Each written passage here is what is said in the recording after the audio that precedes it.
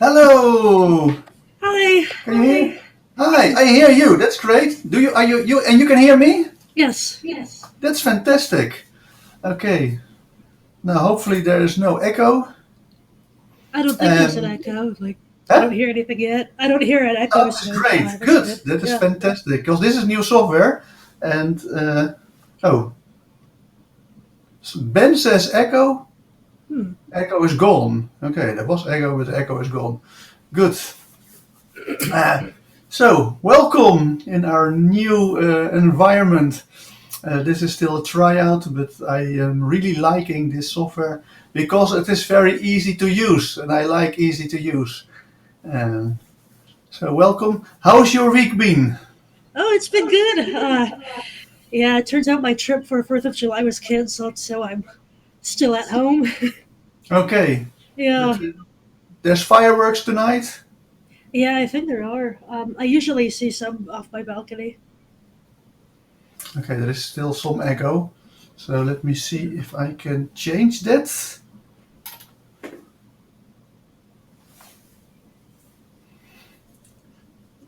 Oh, now my hair becomes really weird.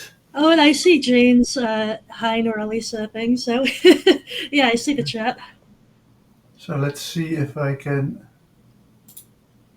change this.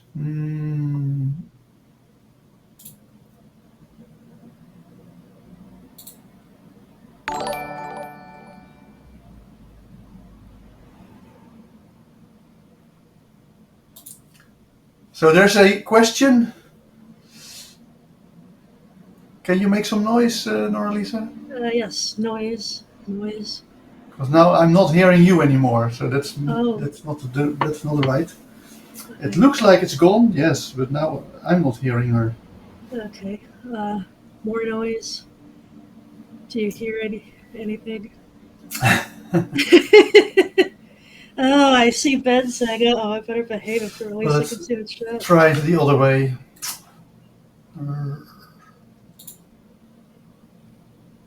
Well, then I better behave if he's watching the stream. So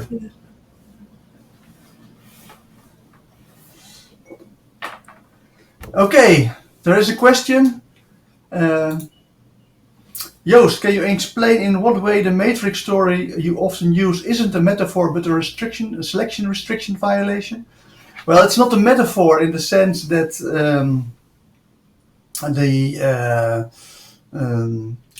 metaphors are only authentic stories about real humans. Well, the Matrix is a story about humans, so that part is right, but it's not an authentic story. So it's not uh, I say, a metaphor. Is it a restriction violation? Well, probably so, because it sounds like these are all stuff that we really can't do. We can take blue pills or red pills, but it's not going to change much. So I say the um, doesn't. I think indeed it is a selection restriction violation, especially the taking the blue and the red pill part, because that is not something that can be done in reality. Um, so today we are starting with the ABC NLP practitioner, and welcome everyone. Hi, and I'm trying to get Nora Lisa to say something to check Oh the yeah, echo. hi. Do you hear me? I hear you, but is the echo gone? Because I did a lo-fi echo cancellation part. Good. Sounds like the echo is gone. Good. Okay. Um, and so we do the ABC NLP practitioner. ABC part is the thing that we learn from applied behavioral analysis, where we have antecedents that precede behavior. The B stands for behavior, C for consequences, and we've learned that consequences have a much bigger impact on future behavior than antecedents, even though we often do antecedents if we want to try to influence people. Again, today I'm going to explain to you, Nora Lisa, how to behave in the future. But and hopefully I'm good enough, and I'm most of the time good enough, that I'm able to actually get you to do it at least a couple of times, to try it out, see if it works like I said. But then hopefully, and so far I think we have it has worked quite well. And then hopefully you are able to put it into practice and reap the rewards, so that you notice, wow, when I use these embedded commands, people tend to do more than what I want. That's great, and then your brain learns through consequences, and you get addicted to commanding people. Yeah, so far it's been great. Good, good. So today we have already done all the NLP stands for Neuro Linguistic Programming, the second part of ABC NLP. We have already done the neuro part. In the first couple of videos, we did the learning to control your own brain and looked into what kind of hardware in your brain has, or your brain is. And then we moved to communications. We learned that there are two modes of communications. We can communicate to clarify stuff, and we can communicate to influence stuff. Well, we've done the clarification, and we're almost done with the influencing part, except for one thing, the presuppositions. So that is the topic of today. So again, welcome viewers. If you just logged in, you are still in time. We haven't started for real yet. Today we're going to do how to communicate to influence people. And we're actually going to teach Nora Lisa how to force truths onto others, even if they disagree with the idea that it's true. But that is how we'll see that presuppositions work. Are you ready? Oh yes, I have been waiting all week for this. Good, good. Yeah. And it's also the setup to hypnosis, which we're going to do next week.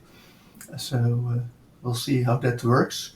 I did yesterday. I did a group hypnosis with all the viewers on the Dutch channel, and that was great. I think like 8 or 9 people went into a hypnotic trance during the stream. But that's not today. That's next week. Today we're going to use presuppositions. But first we have to understand the difference between a supposition and a presupposition. So I can tell you, okay, let's suppose things. For instance, let's suppose that Trump is a great president. What could he do for the world? And I say, okay, let's suppose X, Y, or Z. Then we already know this is not going to be the truth. We're going to do as if it's the truth, even though we know it's untrue. So when you suppose something, then you're already agreeing that what you're going to say is untrue. So it's a very weak way of saying something to others. But if we presuppose something, and this is the technical definition of presuppositions, if we presuppose something, then in order to understand what the sentence means, part of the sentence has to be taken as to be absolute true. That's the technical definition, but we actually use it the other way around. We use it in a way that we say, given that you understand the sentence, the only way that is possible is because part of your brain, is taking part of that sentence as being true. Okay. I'm going to give you a very easy example. So say you have a boyfriend and you want him to clear the dishes. So if you say clear the dishes, then he can say no. Right. But if you say clear the dishes now, and if he says no, then he says, no, I'm not going to clear the dishes now. Right. But what does that mean? That means that maybe he's not going to do it now, but in an hour. Ah, okay. Is there something that you want your colleagues to do that they tend to refuse? Like pick up more work as it comes in instead of procrastinating on it. Yeah. So if you say, are you going to work tomorrow? No, I have tomorrow off. All right. But I can pretend I will have work tomorrow. No, we're not going to pretend, because that's a supposition. So okay. Tuesday, are you working Tuesday? Yes. So if you come in, I don't know how late you come in, but say 9 a.m. If you then say to your I say to your colleagues, pick up more work this morning, and then they say no, we're not going to pick up more work this morning. Then they're actually saying we're not going to pick it up this morning, but we are going to pick it up this afternoon. Right. So what we do is by introducing a word that indicates time, for instance, like now or this afternoon. Then the moment we introduce that word in the sentence, we are going to, distract the discussion on whether it's true or not, away from the whole sentence and towards whether that timing is correct. Right. And what happens then in the brain is that the unconscious mind takes the rest for the sentence for granted and only is going to discuss whether that is the correct time that you're implying. Right. And so that's the way that you force truths onto others, because you simply there is an escape hatch. So I'm going to explain to you also how you can get out of it if people try it on you, and you don't want to have that happening. Then I say you can actually do a trick, but the trick is I think that I'm the guy that came up with the trick, so very few people know it. But it only works if you believe in truth, so that's already the escape hatch.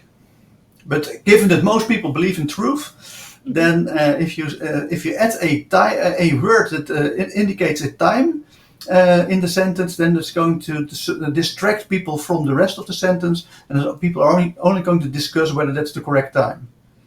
So you can say stuff like before you learned NLP, you already knew in your heart that NLP was worthwhile. Mm-hmm. So you're agreeing with it. But if you were to disagree with it, and you would say, "No, Joost, this is wrong." That's not the case at all. It's not the case that before I learned NLP, I thought it was worthwhile. No, I only learned that it was worthwhile after I learned it. Yeah. But the idea that NLP is worthwhile, worthwhile learning, that's a truth that is undiscussed. Right. Because by denying it, you're only denying the timing of the judgment, but no longer the judgment itself. Right. Does this make sense? Yes. Good. And so of all the things that I teach in language patterns, presuppositions sound the most difficult. Oh, was that well? It is also a presupposition, but Yeah. in fact, the presuppositions are very, very easy to do because you don't have to think about it. You mindlessly add stuff to it, and so okay, as soon as if I add words that indicate times, then they're going to fight over the timing and no longer over the rest of the of the rest of the sentence. So say you want a raise, and you say to your boss, "Give me a raise," then he probably says no. If you say, "Give me a raise next week," and he says, "No, I'm not going to give you a raise next week," then you say, "Okay, then you give me a raise next month." Yeah, I can see how that gives room for bartering. Exactly, but also hopefully you also hear that if you literally deny it by saying no, it's not the case that. So if you say give me a raise next week, and you say no, it's not the case that I'm going to give you a raise next week, then you already hear that in that sentence that's implied that they're going to give you a raise some other time. Right. But of course, if you say this to your boss on Tuesday, he's not going to give you a raise. Right. And the reason why that's not the case is because there's only one presupposition in the sentence, and then he can basically say, "Oh, but I can look past this presupposition, and I can actually see that what you really want, and you really want a raise." Mm-hmm. But it only works when the sentences are very, very simple. So the examples that I given are very simple. But the moment you're going to add more of them, that's what we call stacking presuppositions, then it becomes really difficult for your boss or your colleagues or your boyfriend or anyone that you try to influence to actually deny it. So now I'm going to give you a sentence. I'm going to try and influence you and see how we go by stacking presuppositions. So what I want you to do is to really come up with a great idea about how much you like this online course, but not before you have really thought through all the implications of everything you've learned, and of course only after we are finished with the course. Okay, I'm starting to see what you're doing. So if you try to deny this, I know you're very positive about this course, but let's say for sake of argument that you try to deny this and you say, no, Joost, no, that's not the case. But what's not the case? Is it not the case that you're going to do it only before you have thought it through? Are you going to say, no, I don't have to think it through. I'm going immediately to decide that this is great. Yeah, or is it that you're denying that you have to do the whole course, that you only want to say this after you have done the whole course? Is that what you're going to deny? That you're going to say, no, I don't wait until after the course. I can decide during the course. Oh, yeah. And so you can hear that it becomes very difficult to deny, and that you actually, if you try to deny it, your brain goes, yeah, but what the fuck are we denying? So would a good example be like if I said to you, Joost, after this NLP course, you're going to get a cup of coffee tonight, but not before you brush your teeth? Exactly, yes. Is that okay? So if I'm trying to go and deny it, I don't know what I'm denying. Oh, yeah. So actually, because you now already have stacked two presuppositions, and I already notice in my own brain that the tendency to deny it, my brain just goes, oh, fuck it, it's just too complex. Just accept it. Just say yes. It's just too complex. But oh, sorry. Yeah, go ahead. I just want to give you a compliment. It's the perfect example. Thank you. You've immediately learned how to use presuppositions of time. But couldn't you also say something like, oh, I don't drink coffee, I drink wine, or... Yes, but then you're still fallen for the presupposition. Okay. Because now you're going to discuss whether you need, and it has to do where you lay the emphasis in how you pronounce it. So if you say, Joost, before you go to sleep, you're going to drink coffee, and I say, no, it's not before I'm going to sleep, I'm going to drink coffee. Right. Then you hear that the presupposition is I'm going to drink something, but it's not going to be coffee. For instance, it's going to be wine. But if I lay the emphasis on before I go to sleep, I'm going to drink coffee. And then I say, no, it's not so. It's not before I'm going to sleep, I'm going to drink coffee. I'm going to drink coffee afterwards when I wake up again. Oh, yes. So it's very important to know where you lay the emphasis. And we also have a question. So I'm going to... ask the question. Here's a question from Ben. Escape hatch needed. My girlfriend's incipient sister-in-law, an Enneagram 2, said loudly, though not on the phone, Ben is mean to people on Twitter. I have screen grabs to prove it. How might we presuppose this won't happen again? We want to diminish her problem making. Good guys. Well, so first we have to think of what would be the embedded command that we want to use on her. And the embedded command is stop annoying me. I don't know if that's the right one. So now we're going to add, and basically that's the whole thing that we want to go and do. We're going to add time words that indicate times. So you can say to her, before you start looking at Twitter again, stop annoying us, but not after you have, but only after you have apologized. I like that. And then if she says, no, that's not the case, then what is not the case exactly? Mm-hmm. Because then it is, no, it's not before I'm going back to looking back on Twitter. I'm going to stop annoying you. I'm going to stop annoying you even if I have not looked at Twitter at all. Right.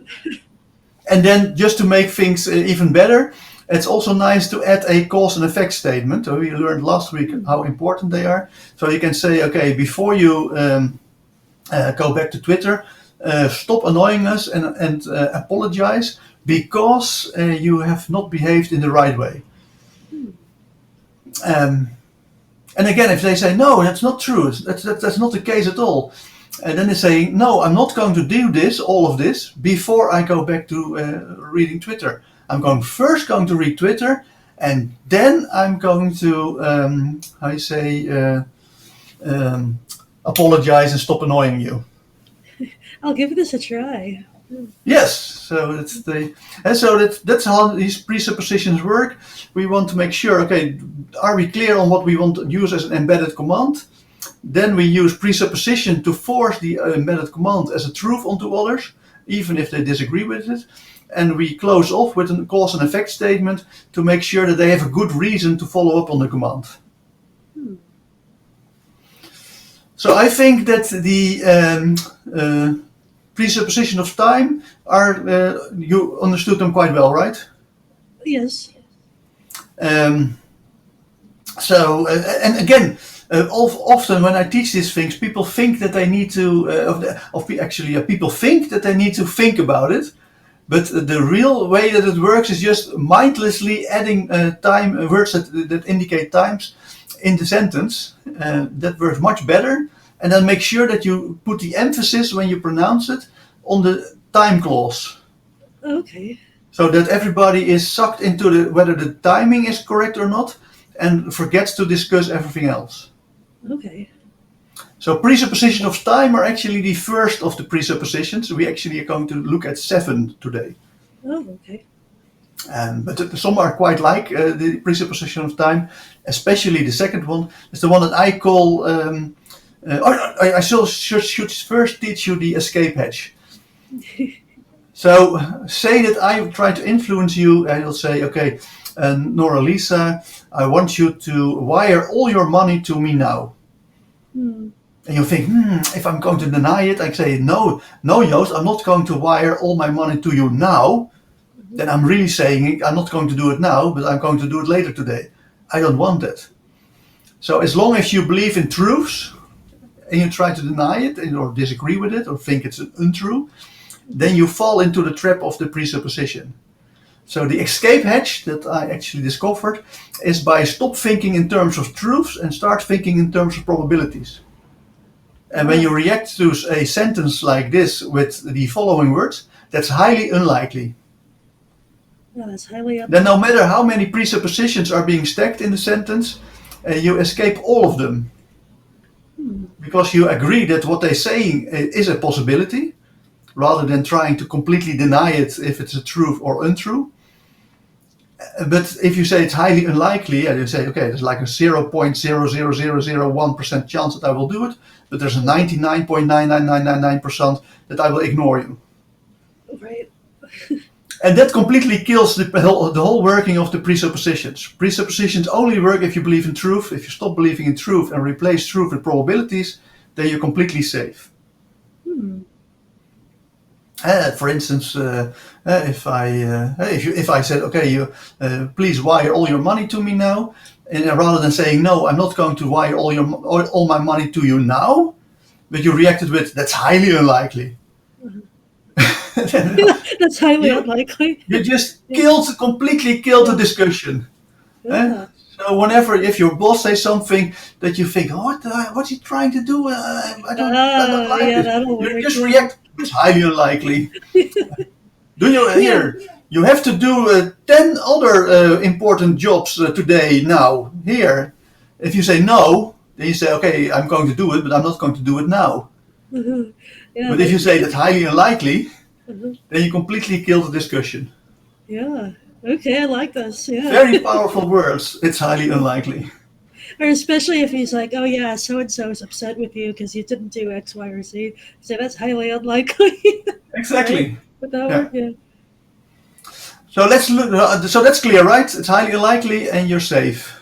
Yes. If the sister-in-law says something, then whatever she's saying, you just react out. It's highly unlikely.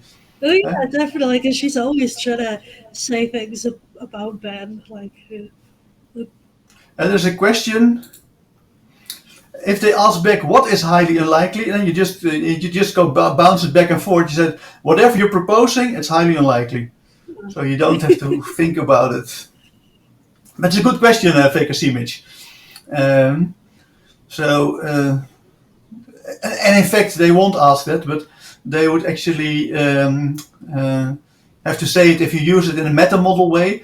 What is highly unlikely precisely or specifically? Then it becomes the more difficult to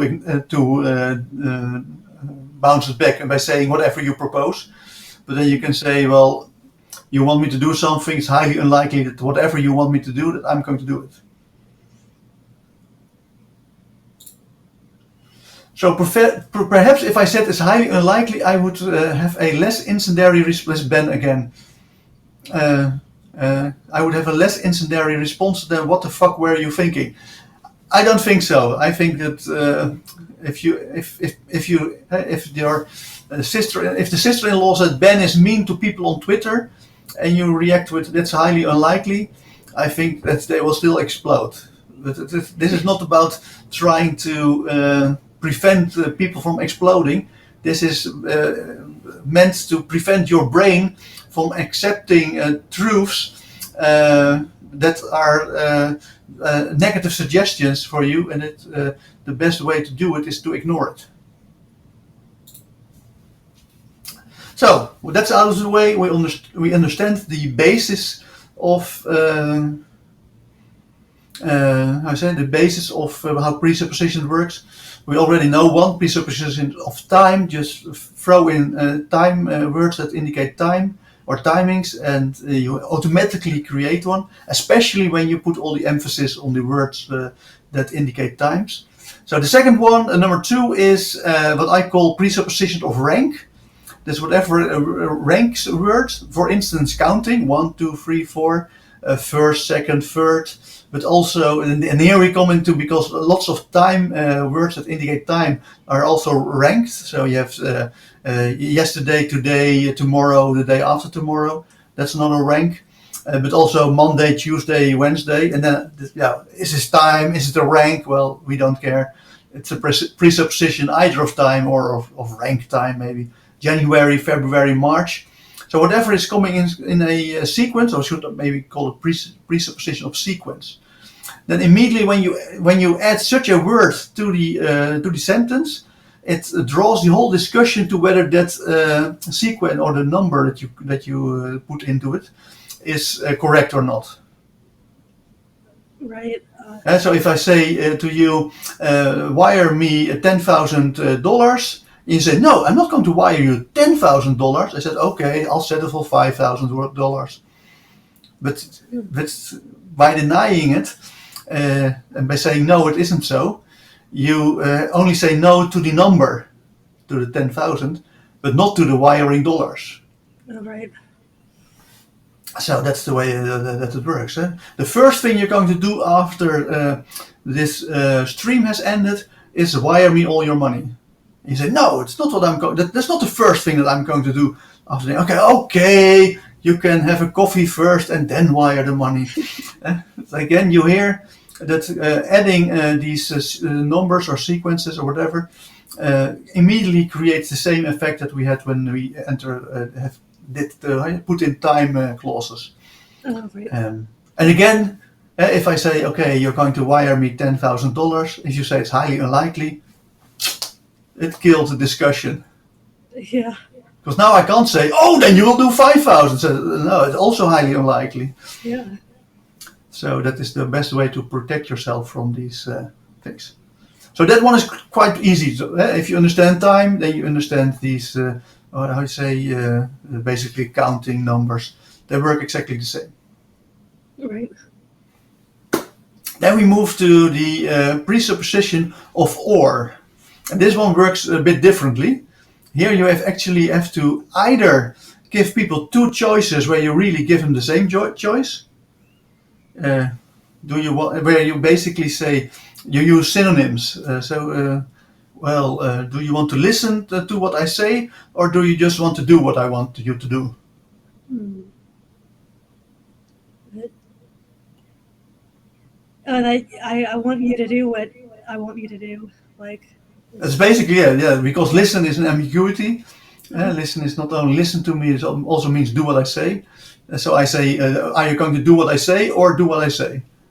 But by phrasing it with synonyms, then it sounds as if you have a choice. But whatever choice you make, you do what I want. uh yeah. So these are the case where you have two synonyms and you present them as if it's a choice. Mhm. The other way is that you don't care what people do exactly, but you want them to do something that are two members of the same set. Hmm. Are you going to clean the house or repair the kitchen? Oh, Again, we don't care what he's going to do, but we do want a clean house and we want a repaired kitchen, and either is good for us. So we present real choice, but within a category or within a set of things that we want them to do. right. And then would I be able to stack some of those presuppositions within those two Of course, of options? course. At one day I was writing a book, Marie-José, the love of my life, and she came to me and she said, "Are you going to work in our garden tomorrow? This morning or this afternoon?" Ah, So that was a supposition of or, a presupposition of or, with two presuppositions of time. hmm. Yeah. And I was going, this sounds very familiar. I've heard these kind of language constructions before. Mhm. Uh, Ben has a good remark that it's like the magician's choice of language. Yes, so of course, magicians, and then not the real magicians who use fake magic by trying to conjure stuff, but these are the fake magicians who do real magic, stuff that really works, and they do tend to use these kind of language patterns to present people with a choice as if they have a choice, when in reality they don't have a choice. Like when a magician is coaxing you into selecting the card that they want. For So, instance, yeah, they say, do you want do you want to draw a card or do you want to cut the deck? hmm. That completely distracts you from the fact that the magician is going to force you a card anyway, and it really doesn't matter whether you or if they say, do you want to shuffle the deck or do you want to cut the deck? But in Right. reality, they're going to force the card onto you, so it really doesn't matter whether you cut or whether you shuffle. It's just that it gives you the idea of control, the idea of I did something that made the trick impossible, and that's of course exactly what the magician wants you to think. Right. So, can you come up with an example of a presupposition of or?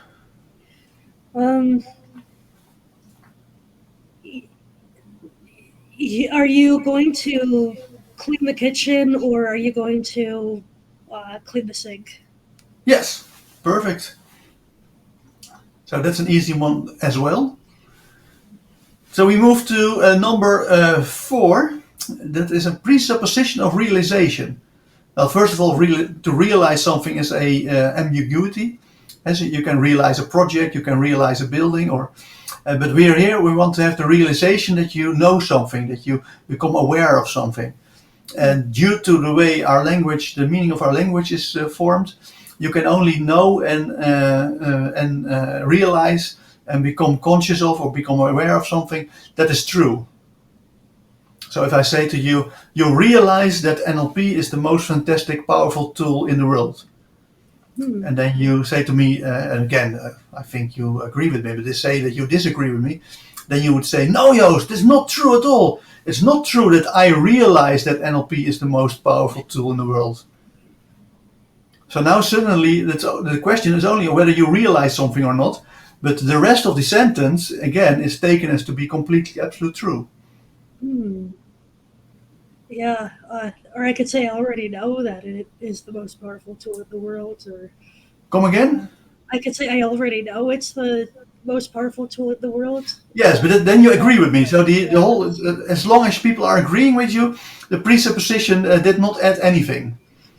So Right. we add presuppositions only to make sure that if people disagree with us, that they in their brain still process most of the sentence as being true. And so, for instance, if I say to someone who claims to have depression as a client of me, and I say, okay, you realize that we're going to do the spinning feeling technique and that your depression will disappear like snow for the sun.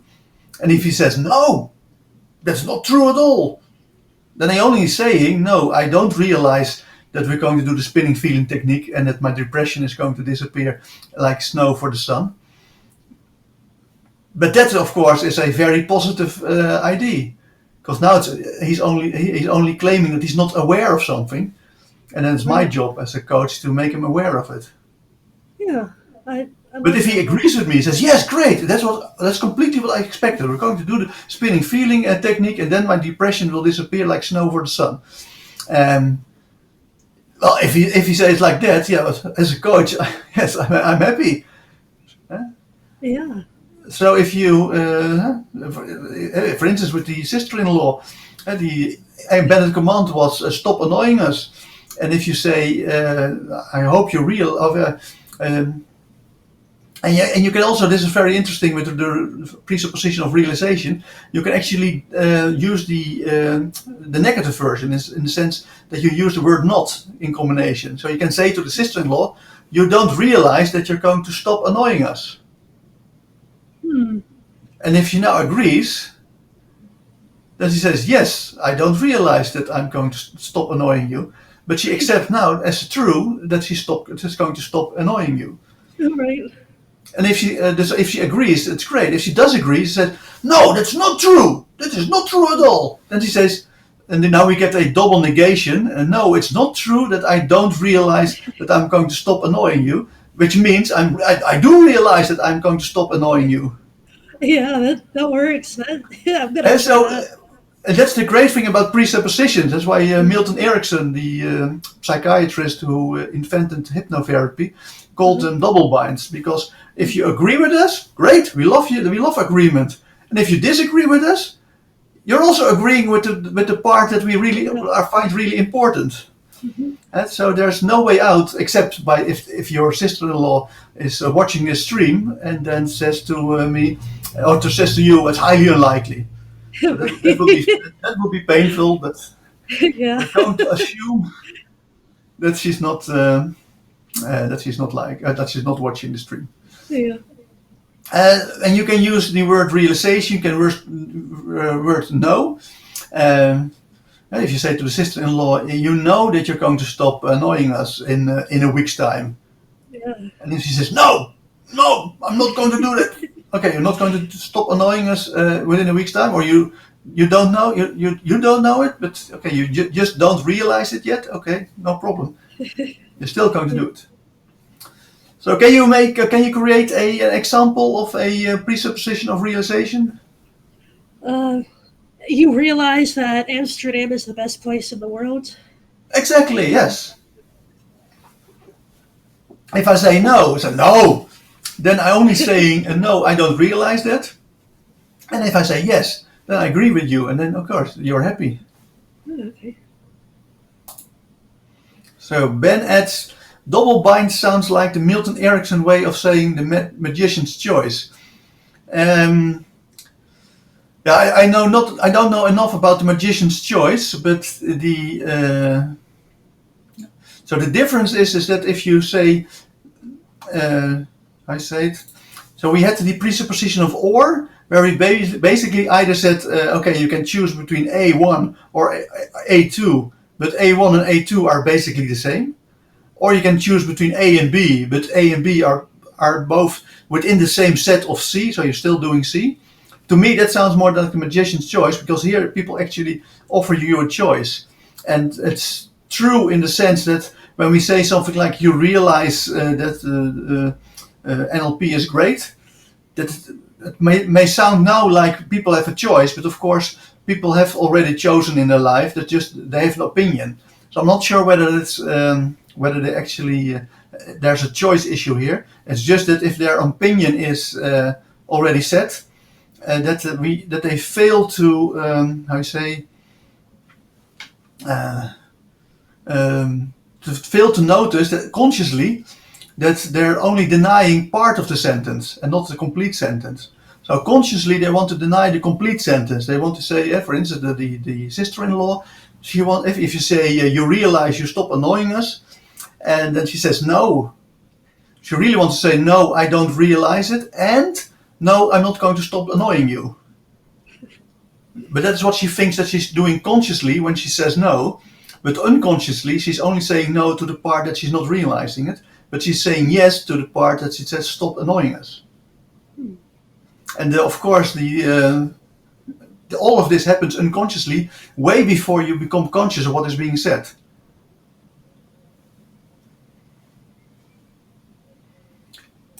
So another complex sentence of Ben. Unsetting is higher order of complexity, sophistication.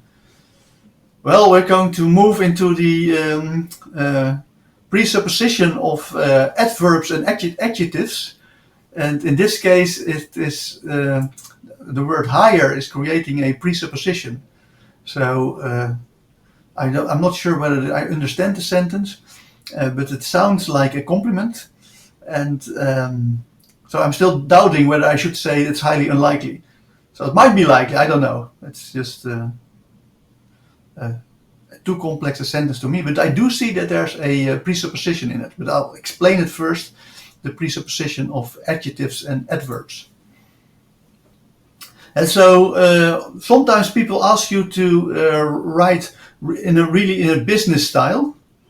And what I mean is that you should not use all these words that you use to color stuff. So adjectives and adverbs. So I can say there's a car in the street. That is very business-wise, very factual.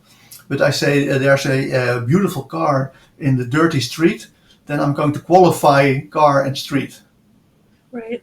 And the moment you add those kind of words, and it's both the adjectives as the beautiful car in the dirty street, but also adverbs. It's all the way around. Now adverbs. So if I say you presented the example fantastically, and then I'm going to qualify what you did with the previous example.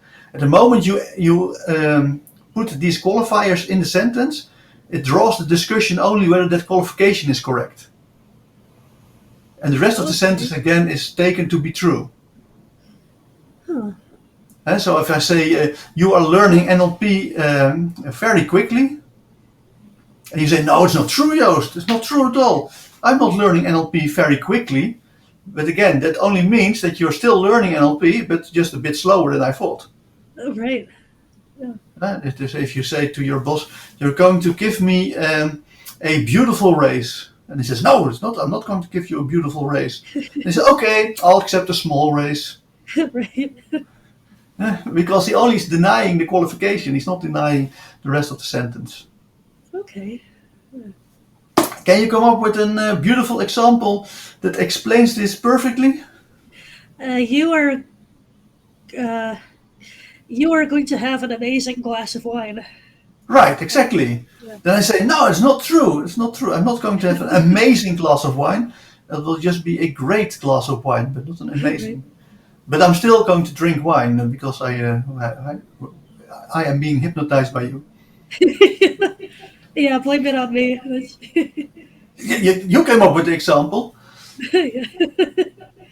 Well, you told me to come up with the example. So. Ben has an example, I think. I thought you wanted to pay me more. So let me check it. And I say, if I say no, it's not true. It's not true that I wanted to pay you more. I'm not sure whether the word more here works, but that might be just my lack of understanding English. Just let me figure it out.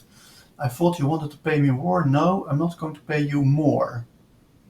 Well, I think it's a correct one. There's always a gray area where it's not completely sure how people are going to interpret it.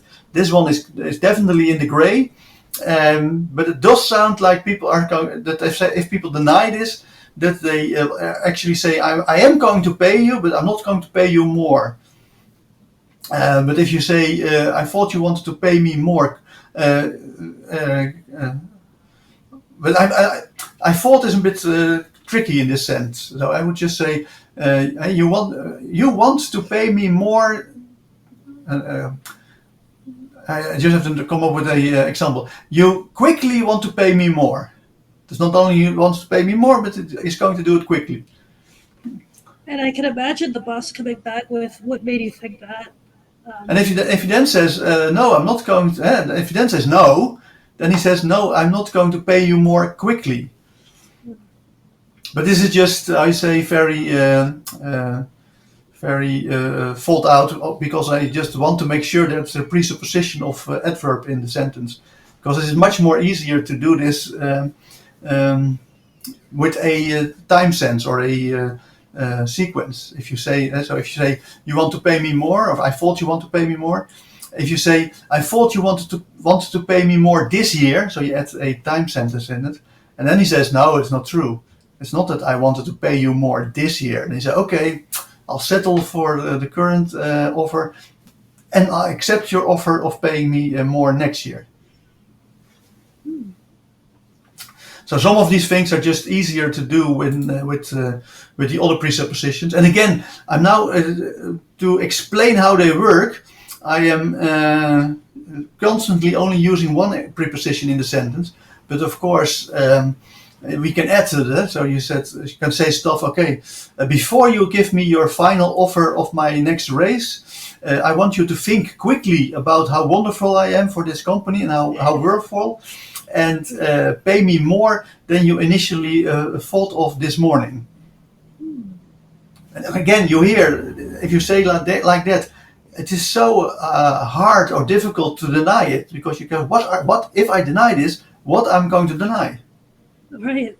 Yeah. And if he says no, it's no, then no what? No, I'm not going to think about your worth. I'm not going to. I didn't do this morning. I did it this afternoon. So the number of presuppositions in sentences, they have to jump over them in order to get to the message to pay me more. And of course, that's a beautiful embedded command. So, yes, but again, this is just to repeat, but I'm explaining them one at a time, because that makes for clear explanations. But in reality, we stack them on top of each other, so that it becomes very, very difficult for people to deny. Right. And again, it can be very easy. So if the command is pay me more today, before the end of the day, pay me more today. Then you have two. If he now says, no, it's not true. No, it's not before the end of the day that I'm going to pay you more today. Then he said, okay, then you do it in the afternoon. I don't care. If you want to pay me more money earlier, I'm all yours. So, yeah, I think we did an example of adverbs and adjectives, right? Not yet. Well, kind of. Then do another great example of how you can use this practically in everyday life. Oh, with the adverbs and adjectives? Exactly. You will clean the kitchen in an effective manner. Right. And they say, no, I'm not going to clean the kitchen in an effective manner. I'm going to do it in a very ineffective manner. But again, there's no discussion about whether they're going to clean the kitchen. Yeah. So the sixth one is presupposition of change. And is that at the moment you introduce a word that suggests there is change, that there's a process of change, then you're actually distracting everyone from the real issues and trying to draw them into a discussion or whether it's correct that you're in that phase of the change. So if I say to you, you begin to understand NLP, and you say, no, Joost, that's not true. I don't begin to understand NLP. I understand NLP for quite some long time.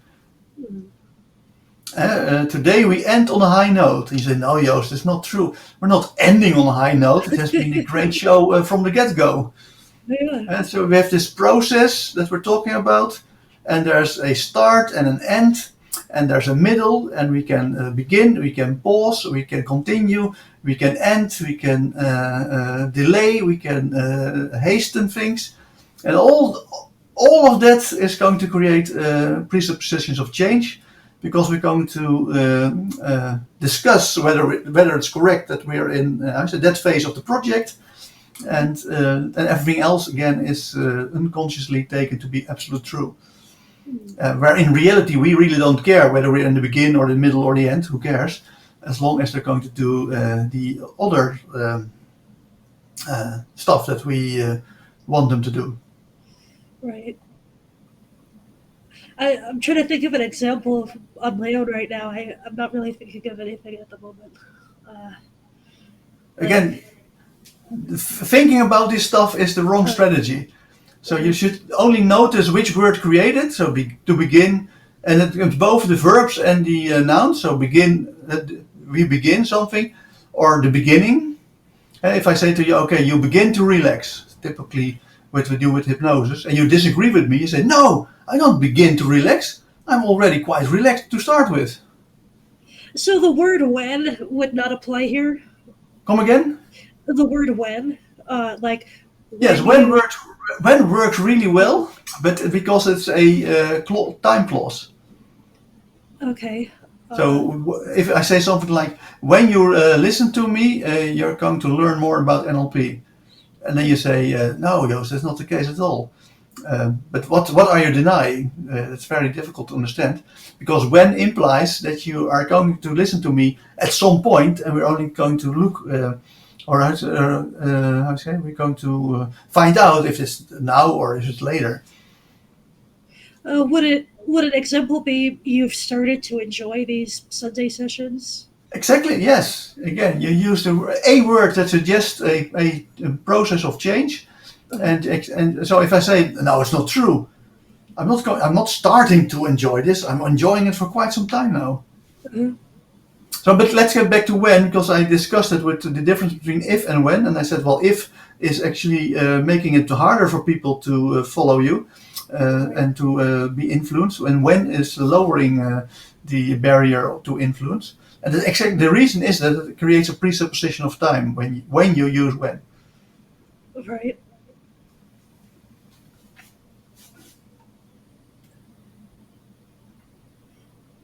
When you really think about it, Yeah. then you realize that this is all very easy, because you can just trust your unconscious mind to do this automatically, and then without any thinking, these beautiful sentences are going to flow out of your mouth or out of your fingers. Okay, so that in itself was an example, wasn't it? Yes, but Yeah. with many presuppositions stacked into it. Okay. But beginning with when. Yeah. And again, if you deny it, then you say, no, Joost, it's not like when I think about it. It is even without my thinking about it, I'm still going to agree with everything else that you said. Okay. So would an example be when you are enjoying your glass of wine tonight, you will be thinking of what is going to come next in the ABC and LP course? Exactly. So now you're suggesting that I'm going to think about something, and whether I'm doing it whether I do it enjoying a glass of wine or not is completely immaterial to you. You just add that because that's where you want to draw the discussion to, and which you are prepared to give away. If I disagree with you, I say, no, I'm not going to do it when I drink my wine. I'm going to do it after or before, but not during my wine drinking. Then you say, okay, go ahead. I don't care.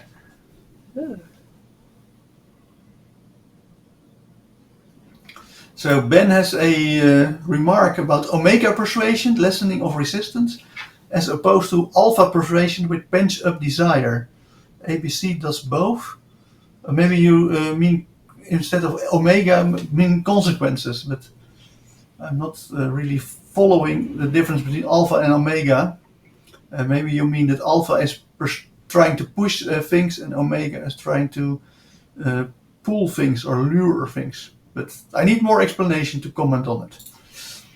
So something. Oh, sorry to interrupt. I didn't know you were No about to say problem. something. But something that comes to mind with Ben's comments is I remember way back when him and I were on the phone talking, like before we had met in person. He said something like, "When we meet, you're going to kiss me," and for a moment, I thought, "Is that a command or is it a like a guess?" Yes, it could be. We don't know. It also depends Yeah. on how he Does that kind pronounced of it. If does he that said, "When we're apply? going to meet, are we going? You are going to kiss me?" So if his voice went up, then it sounds like a question. But of course, there is an embedded command in it. It's "kiss Uh, me," and right. when you're going to meet, if you agree with it, then it's great. But if you disagree with it, then you're going to kiss him all other times. And Right. he probably didn't. He might have preferred to be kissed when you met, but if he had to settle for being kissed after you have met for quite some time, I'm quite sure that Yeah. he would be liking that as well. Yeah.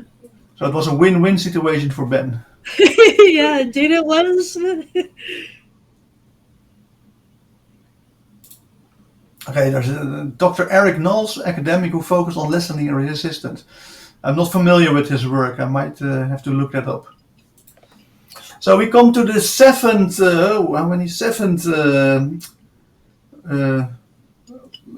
presupposition? That's a really unimportant one. The only reason why I name it is because that's in the curriculum for the neurolinguistic programming certification, um,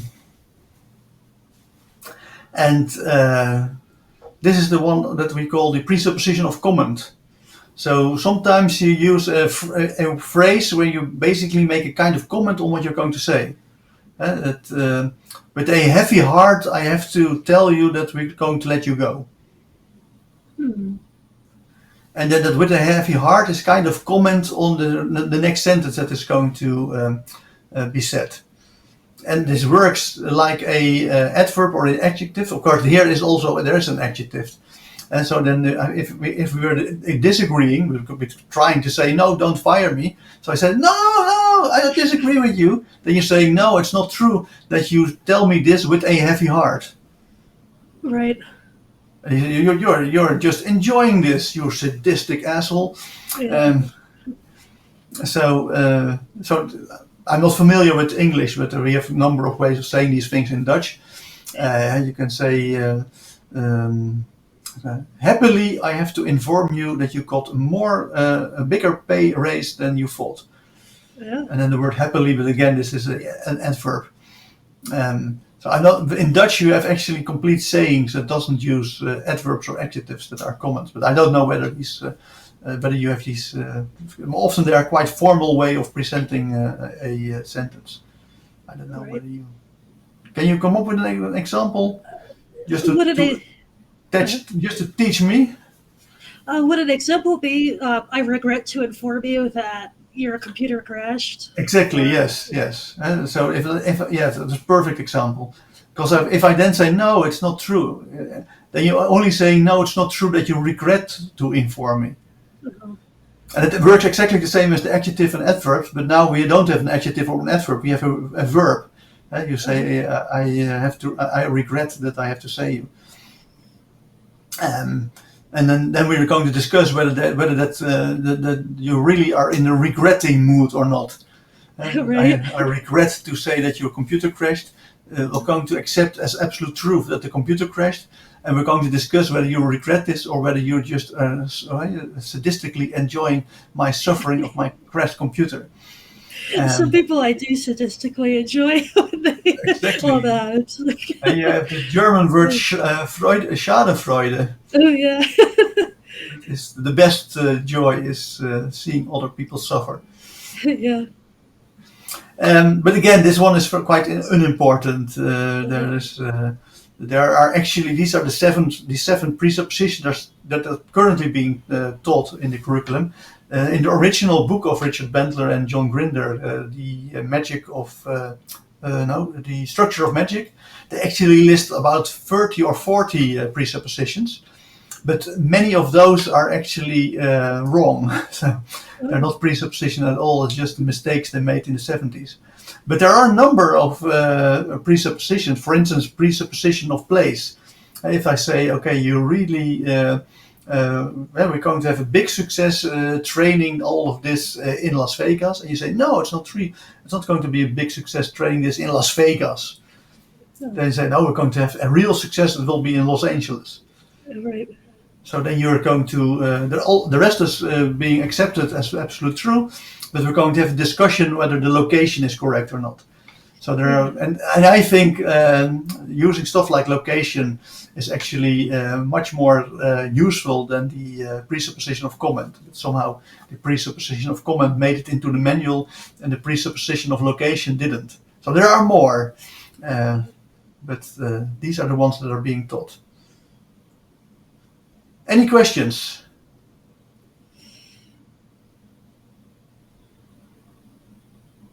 No, I think today has been great.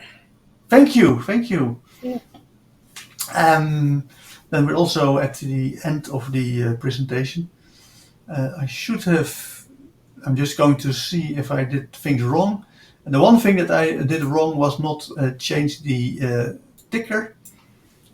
But I think it was better to follow this way, right? So now I actually changed the ticker by removing the starting time. Because we already have started. But I think it was much easier for you to follow the chat, right? Oh, yeah. Good. Ben is very enthusiastic. That's good to see. Never heard these ideas before. So this is also an important case that I can discuss a little bit. Presuppositions are often taught wrongly or not at all. So that is one of the, I say it's more difficult to understand. So and actually most NLP courses simply skip them because the trainer simply doesn't understand them and thinks I'm not going to, I say, burn myself on this. And if they are taught, most of the time they are taught wrongly. So I'm very happy to explain this correctly. Yeah, I'm really grateful for this. Jane is also very, thank you, Joost, useful on the specific presuppositions. Good to hear from you. Happy that you liked it. If there are any questions by the viewers, I don't think so, then we are done for today, and we're going to do hypnosis next week. So we're going to see if I can hypnotize you through the powers of no longer Zoom, the powers of Twitch. And we'll see how many people in the audience are also hypnotized while we're doing that. So next week will be completely different than what we've done so far. It will be actively. We did a little bit of hypnosis when we did spinning feeling and black and white rewinding and sexy voice, but this time we are going to. And do you have the chair where you can sit down easily? This chair I'm sitting on, it is, but there's a bit of room for error on this chair if I were to like fall out or something. I don't know. That won't happen. And can you then adjust your camera so that we can see more of you next week? Yeah, I believe so. Okay. I'll take a look at it before next week. Great. Jane says, aren't you always hypnotizing though, Joost? Yeah, that's true. I am always hypnotizing. But we'll discuss it next week. But there's a broad definition of hypnosis, which is basically convincing people to go along with your play or with the script of your play. And there's a narrow definition where people actually go into a third working of the brain. So we have a waking state, we have the sleeping state, and then we have the trance state. And this is actually a completely different way that your brain works. So I always do the broad definition. I always try to get people to go along with my script in the play that I present. But next week we're going to actually go for the narrow definition. where we put your brain into a trance state. And have you meditated in your life? A little bit, not much. Okay. And have you been hypnotized before? Not that I know of. Good. Then we have a challenge. Yeah. Yes, it is going to be a challenge. Good. I Good. think it's the shirt. I think your secret is your shirt. Yes, I'm I going to seem to be spin the shirt. transfixed. Spin the shirt, and the more I move the shirt, the more you're going into a deep hypnotic trance. Yeah, it's an easy Like trick. last week, I couldn't tell if it was the parrot or a walrus. Like, and then this week it's like the butterflies. Like, Yes. Good.